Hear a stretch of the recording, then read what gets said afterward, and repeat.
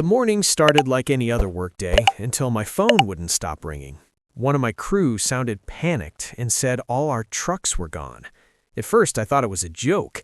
We had parked them legally the night before, lined up clean, no blocking, no rules broken.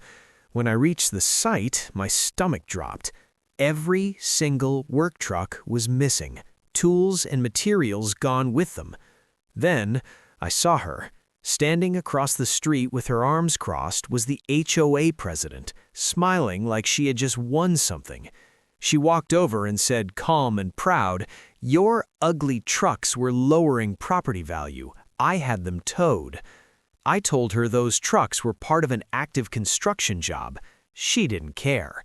She leaned closer and said, "This is a private community. I make the rules here." I wanted to tell her the truth right then, but I didn't. Instead, I asked one simple question. "Are you sure?" She laughed and said, "Very sure." What she didn't know was that the house being built at the end of the street, the one she bragged about to everyone, the one she couldn't stop talking about online, was under my contract. And those trucks she just towed, they were the only reason her dream home even existed. I kept my voice calm and asked her where the trucks were taken. She gave me the towing company name like she was doing me a favor. "Pay the fine and maybe next time you'll follow HOA rules," she said, then turned and walked off. I drove straight to the tow yard. When I saw the bill, I almost laughed. Storage fees, towing fees, extra charges for commercial vehicles. It was a mess. I paid it without arguing and told my crew to take the day off. That part confused everyone, including her. By afternoon, word started spreading that construction on her house had suddenly stopped. No workers, no noise, no progress. She came out again, this time annoyed, asking one of the neighbors why the site was quiet. Someone shrugged and said the contractor must be delayed. That evening, she called the number on her contract, angry and loud, demanding answers. The call came straight to my phone. I waited a second before answering. She started yelling about delays, penalties, and how she would report the contractor to the HOA. I let her talk until she ran out of breath. Then I said, slowly and clearly, "This is the contractor." There was silence on the line. Long silence. I could almost hear her thinking, replaying the morning, the trucks, the smile. She tried to recover and said there must be some mistake. I told her there was no mistake at all. Her house was built by my company, my crew, and those same trucks she had towed. And because of her actions, work was now officially paused. That's when her tone changed. The power she thought she had started slipping, and she knew it. The next morning, she showed up at the site early, not smiling this time. She walked straight to me and tried a softer tone, saying she was just doing her duty as HOA president. I listened without interrupting. Then she said something that changed everything. She told me I should be more careful parking in her community because she could make things very difficult for my business. I looked at her and calmly pulled out the contract. I pointed to the clause that said any delays caused by the client or their representatives would be billed at full daily rates. Her face tightened. She said the HOA had nothing to do with her personal house. I reminded her that she was the one who ordered the tow using her HOA authority on vehicles legally parked for her own project. Later that day, my lawyer sent a formal notice. It listed towing costs, lost work hours, delay penalties, and storage fees. The number was already painful. By afternoon, her phone calls started again, this time panicked. She said she could fix this and asked what it would take to restart work. I told her that trucks would return when the invoice was paid in full and an apology was put in writing. She hesitated, then agreed. But even as she tried to calm things down, she made another mistake.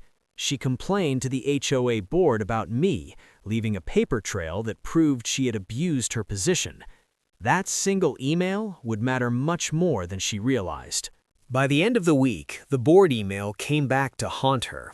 One of the members forwarded it to me quietly, saying they didn't want any part of what she had done. The message clearly said she ordered the tow to teach the contractor a lesson. That line alone changed everything. My lawyer smiled when he read it. He said this wasn't just a contract issue anymore, it was misuse of authority. Work stayed paused. Every day added more cost, and every day her unfinished house sat exposed, wrapped in plastic, rain leaking in through places that should have been sealed already. She tried to rush damage control. First came the apology email, short and forced, then the payment, wired late at night. I received both and still didn't restart immediately. I told her we would resume on our schedule, not hers. Neighbors started whispering. They noticed her house was the only one not moving forward while others nearby were progressing fine. She tried to explain, but no story sounded good. The same woman who loved enforcing rules was now begging for flexibility. Then the final twist of this section hit. The HOA board called an emergency meeting. They had reviewed the email, the tow order, and the invoices. They voted to remove her as president, effective immediately, to protect themselves legally. She lost her title before her house was even finished.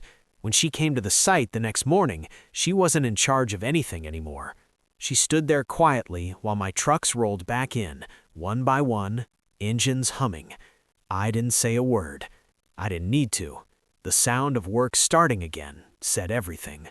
Losing her position didn't end her problems. It made them worse. Once she was no longer president, the HOA board stopped protecting her.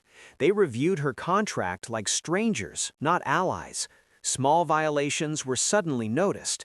Changes she had demanded during construction were flagged as extras, not included. Materials she upgraded without approval were added to her bill. Every signature she rushed before now worked against her. She tried to argue, saying she thought favors came with power. The board made it clear there were no favors anymore. Construction moved forward, but only by the book. Inspections were strict. Timelines were exact. No shortcuts. Every delay caused by her earlier actions was documented and billed. The house that was once her pride slowly became a reminder of how badly she misplayed everything. Neighbors who used to fear her now watched quietly as she waited for updates like everyone else. One afternoon, she came to me and said, almost broken, "I didn't know you were the contractor." I looked at the house, then back at her and said, "You didn't need to know, you just needed to ask." That was the moment it finally hit her. Power without respect lasts only until it meets the wrong person. The last inspection day arrived quietly. No drama, no crowd. The house stood finished. Clean lines, solid work, exactly as promised in the contract. She arrived alone. No clipboard, no confidence. Just standing there, waiting. The inspector walked through every room, checked every detail, and signed off without a word. When it was over, she looked relieved for a second, then remembered the final numbers. The total cost was far higher than what she had first bragged about. Towing fees, delayed charges, rework, upgrades, legal costs, everything traced back to that one morning decision. She tried one last time to argue, saying none of this would have happened if I had told her who I was. I shook my head and told her the truth. Respect comes before titles. If she hadn't abused her position, the trucks would still be there, and the house would have been cheaper and finished earlier. As I handed her the keys, there was no celebration, no victory speech, just silence. Neighbors watched from a distance, not with sympathy but with understanding. The lesson had spread faster than any HOA notice ever could. Since that day, no one's work trucks have been touched without reason. Rules are enforced carefully now, with questions asked first. Every time my crew parks in that neighborhood, no one complains. They wave, they nod, and sometimes they smile. One bad call cost her authority, money, and pride, but it fixed a system that needed fixing. And every time I drive past that house, I don't see a job anymore. I see a reminder that power fades fast when it's used without respect.